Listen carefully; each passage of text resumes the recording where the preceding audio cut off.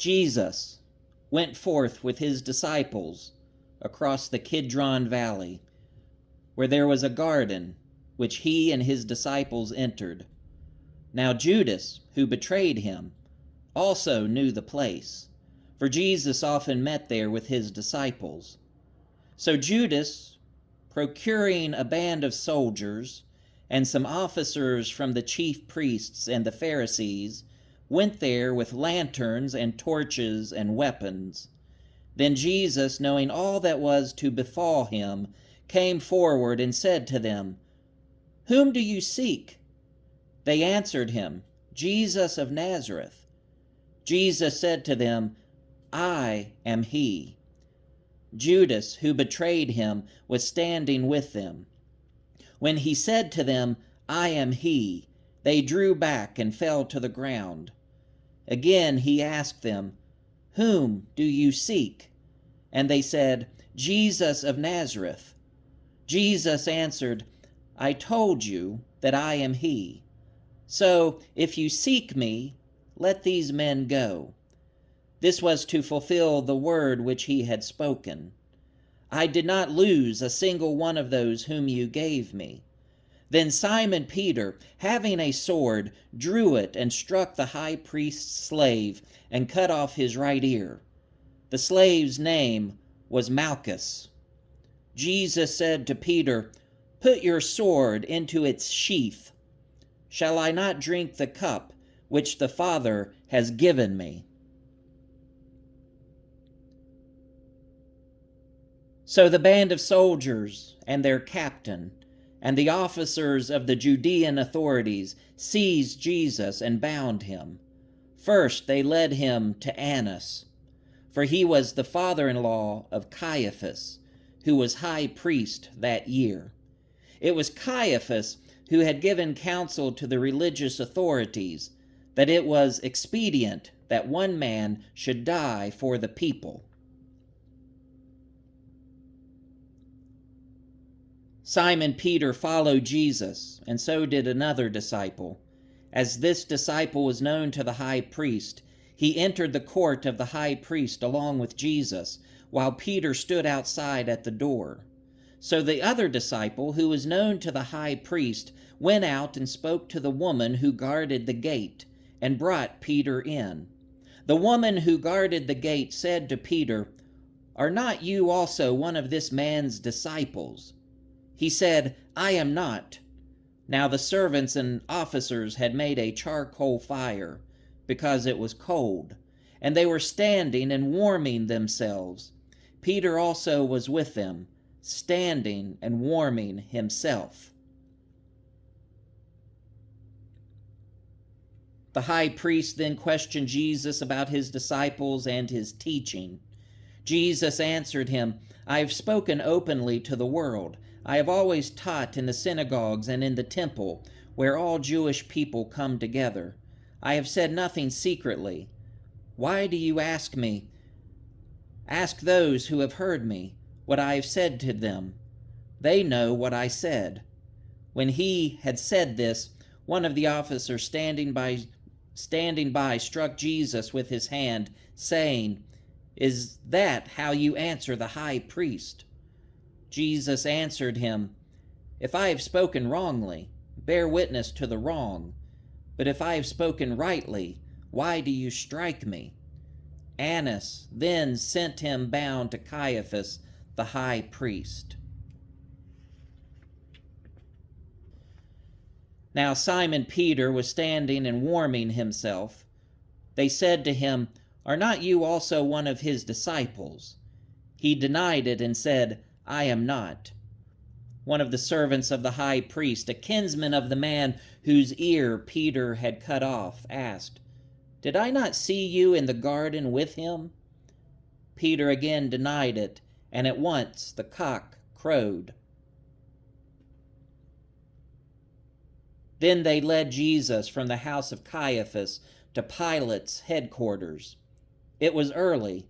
They themselves did not enter the headquarters, so that they might not be defiled, but might eat the Passover. So Pilate went out to them and said, What accusation do you bring against this man?" They answered him, "If this man were not an evildoer, we would not have handed him over." Pilate said to them, "Take him yourselves and judge him by your own law." The religious authorities said to him, "It is not lawful for us to put any man to death." This was to fulfill the word which Jesus had spoken, to show by what death he was to die. Pilate entered the headquarters again and called Jesus and said to him, "Are you the king of the Jews?" Jesus answered, "Do you say this of your own accord, or did others say it to you about me?" Pilate answered, "Am I a Jew? Your own nation and the chief priests have handed you over to me. What have you done?" Jesus answered, "My kingship is not of this world. If my kingship were of this world, my servants would fight, that I might not be handed over to the religious authorities. But my kingship is not from the world." Pilate said to him, "So you are a king?" Jesus answered, "You say that I am a king. For this I was born, and for this I have come into the world, to bear witness to the truth. Everyone who is of the truth hears my voice." Pilate said to him, "What is truth?" After Pilate had said this, he went to the religious authorities again and told them, "I find no crime in him, but you have a custom that I should release one man for you at the Passover. Will you have me release for you the King of the Jews?" They cried out again, "Not this man, but Barabbas." Now Barabbas was a robber. Then Pilate took Jesus and scourged him, and the soldiers plaited a crown of thorns and put it on his head, and arrayed him in a purple robe. They came up to him, saying, "Hail, King of the Jews!" and struck him with their hands. Pilate went out again and said to them, "See, I am bringing him out to you, that you may know that I find no crime in him." So Jesus came out, wearing the crown of thorns and the purple robe. Pilate said to them, "Behold the man." When the chief priests and the officers saw him, they cried out, "Crucify him! Crucify him!" Pilate said to them, "Take him yourselves and crucify him, for I find no crime in him." The religious authorities answered him, "We have a law, and by that law he ought to die, because he has made himself the Son of God." When Pilate heard these words, he was the more afraid. He entered the headquarters again and said to Jesus, "Where are you from?" But Jesus gave no answer. Pilate therefore said to him, "You will not speak to me? Do you not know that I have power to release you and power to crucify you?" Jesus answered him, "You would have no power over me unless it had been given you from above. Therefore he who delivered me to you has the greater sin."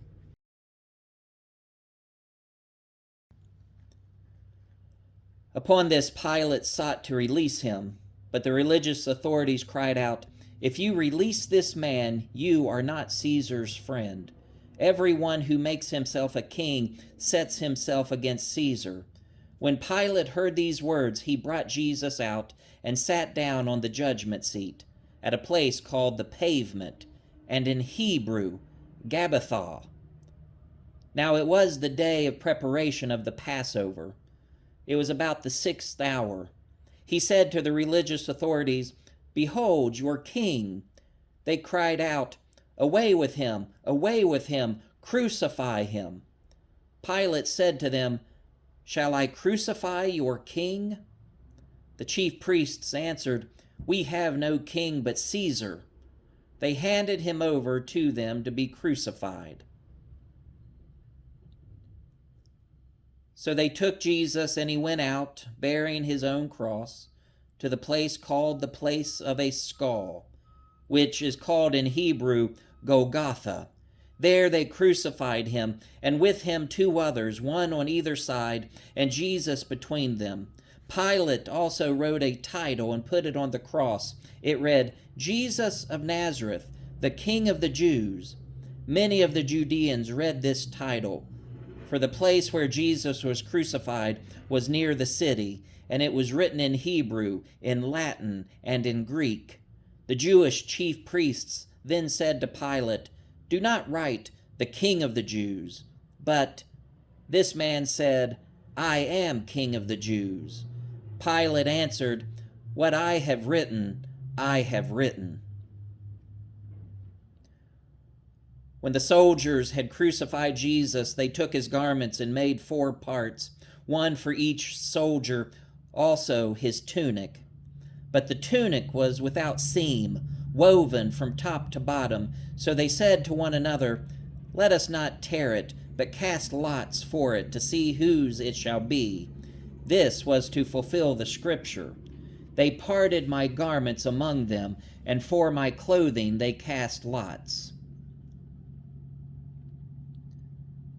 So the soldiers did this, but standing by the cross of Jesus were his mother and his mother's sister, Mary, the wife of Clopas, and Mary Magdalene. When Jesus saw his mother and the disciple whom he loved standing near, he said to his mother, woman, behold your son. Then he said to the disciple, behold your mother.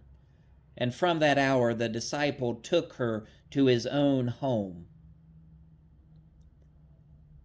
After this, Jesus, knowing that all was now finished, said, to fulfill the scripture, I thirst. A bowl full of vinegar stood there, so they put a sponge full of the vinegar on hyssop and held it to his mouth. When Jesus had received the vinegar, he said, it is finished. And he bowed his head and gave up his spirit. Since it was the day of preparation, in order to prevent the bodies from remaining on the cross on the Sabbath, for that Sabbath was a high day, the religious authorities asked Pilate that their legs might be broken and that they might be taken away. So the soldiers came and broke the legs of the first and of the other who had been crucified with him. But when they came to Jesus and saw that he was already dead, they did not break his legs. But one of the soldiers pierced his side with a spear, and at once there came out blood and water. He who saw it has borne witness. His testimony is true, and he knows that he tells the truth, that you also may believe. For these things took place that the scripture might be fulfilled. Not a bone of him shall be broken. And again another scripture says, they shall look on him whom they have pierced.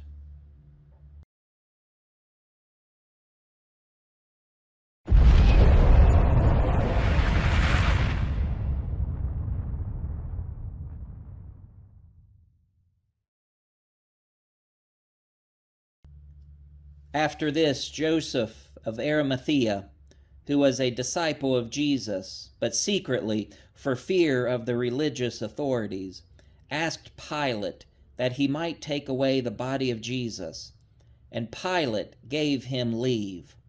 So he came and took away his body. Nicodemus also, who had at first come to him by night, came bringing a mixture of myrrh and aloes, about 100 pounds weight. They took the body of Jesus and bound it in linen cloths with the spices, as is the burial custom of the Jews. Now, in the place where he was crucified there was a garden, and in the garden a new tomb where no one had ever been laid.